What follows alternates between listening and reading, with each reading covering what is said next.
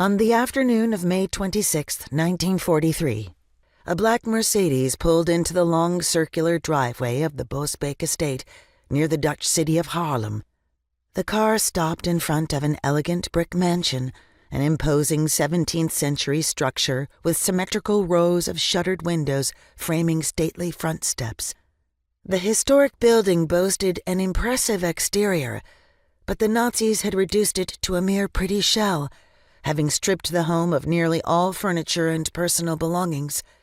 On the walls inside, shadowy rectangles were the only traces of recently plundered artwork.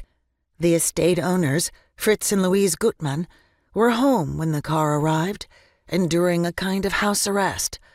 A young SS lieutenant got out of the Mercedes, climbed the front steps, and urgently knocked at the door.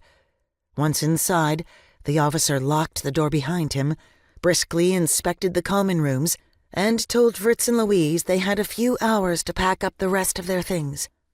The Nazis were putting them on a train, headed east. It was a scene unimaginable to the Gutmanns a few years prior, even as Europe had descended into chaos and the Wehrmacht overran the Netherlands. Millions of people around them had appeared far more vulnerable to the circumstances of war and occupation. The Gutmanns were Protestants, Dutch citizens, and enormously wealthy. They were both born into the German upper class of the late 19th century and had known privilege all of their lives. Building on a foundation of inherited wealth, Fritz had become a successful banker in his own right and carried on his father's passion for art collecting. Having settled in the Netherlands, he and Louise were known in cultural circles throughout Europe. They traveled extensively, and during a trip to Paris in 1926, sat for portraits by Man Ray in his Montparnasse studio.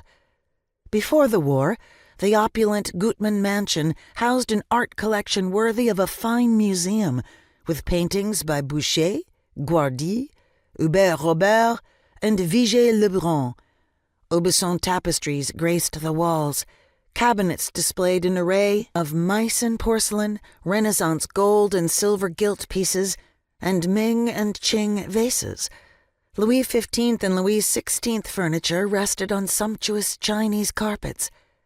These items were mere things, but precious, magnificent things,